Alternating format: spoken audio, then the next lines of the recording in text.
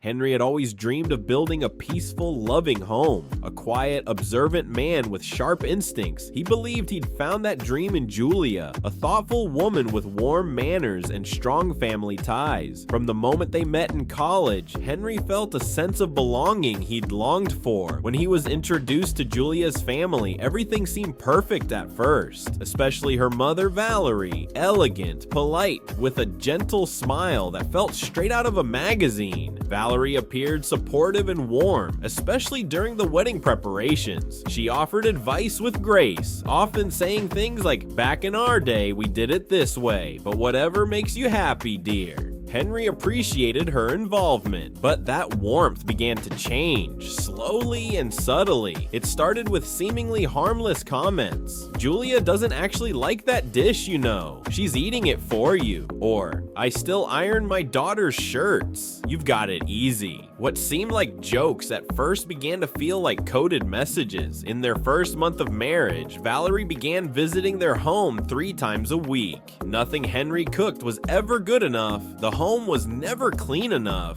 and Julia, wanting to avoid hurting her mother, stayed silent. Sometimes she would say, "She's only trying to help," dismissing Henry's concerns. The worst part was how Valerie whispered behind closed doors with Julia. Conversations would fall silent when Henry entered the room, followed by a shift in Julia's demeanor. One day, Henry accidentally saw a text message from Valerie on Julia's phone. It read, "Are you sure you married the right man?" That night, Henry wrote in his journal, "I'm not just fighting my mother-in-law now. I'm fighting my wife's doubt too. No one hears me, but the more I stay silent, the stronger I become." Then came an invitation that would change everything. Valerie had organized a family dinner in his honor, but this time, Henry wouldn't show up unprepared. The large dining table in Valerie's house felt like a stage, and on this stage, everyone had a role. Valerie the star, Julia the loyal daughter, and Henry the outsider trying to fit in. But that night, Henry was ready to rewrite the script. He had installed a basic security program on his laptop and a recording app on his phone. Every word, every glance, every whisper was now being archived. At dinner, Valerie, as always, was charming. "You're part of the family now, sweetheart," she said, handing him a special drink, lavender lemonade. Henry smiled, took a sip, not from the glass, but from a backup bottle he brought himself. Then the performance began. He rubbed his eyes, swayed on his feet, and collapsed. Valerie rushed over. "Oh dear, I think he's not well," she exclaimed. In the bedroom, he feigned unconsciousness while his phone continued recording. Valerie's voice was caught saying, "Julia, look how fragile he is. Maybe he's not the right one for you." The next morning, Henry acted as if nothing had happened, but now the war had officially begun. He gathered recordings, noted Valerie's visit times, logged conversations, photographed moved objects, every detail documented. This wasn't just observation, it was strategy. Julia began to change too. Less laughter, more distance. Valerie grew bolder, criticizing Henry's clothes, habits, and preferences. Julia's silence in the face of these criticisms hurt even more. One day, Henry found a small bottle tucked into Valerie's handbag. It was a mild sedative, the same substance he suspected had been in his drinks. The fear he felt turned to focus. Now it wasn't just a mental war, it was physical too. But he wasn't scared, he was in control. And the battlefield would be Valerie's birthday dinner. Henry planned meticulously. He invited everyone. Relatives, old friends, even neighbors. The dinner was beautiful. Valerie, pleased, leaned toward him and said, "This must have been exhausting, dear." Her smile was smug. Then Henry dimmed the lights and started a projector. The footage showed Valerie sneaking into the kitchen, adding something to Henry's glass. The room went silent. Then came the audio. "Julia, Henry is too delicate for this house. You know it."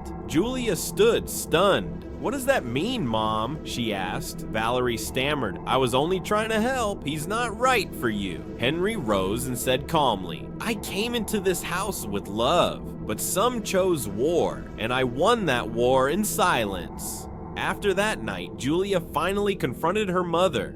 "I let you control my life, but no more." She said Valerie was distanced from the family for a long time. Henry never spoke of what happened again, but word spread. Henry had proven the strength of silence. Valerie was now seen as untrustworthy even by her own circle. Meanwhile, Henry returned to his profession as a counselor. His silence had become not only a tactic, but a healing method. He and Julia began couples therapy. One day, Henry returned to his journal and wrote, "They tried to silence me, but I won by staying silent, and now I'm not only hearing my own voice, but learning to hear others too." Do you think Henry's strategy was the right one? What would you have done in his place? Stay quiet and plan, or confront immediately?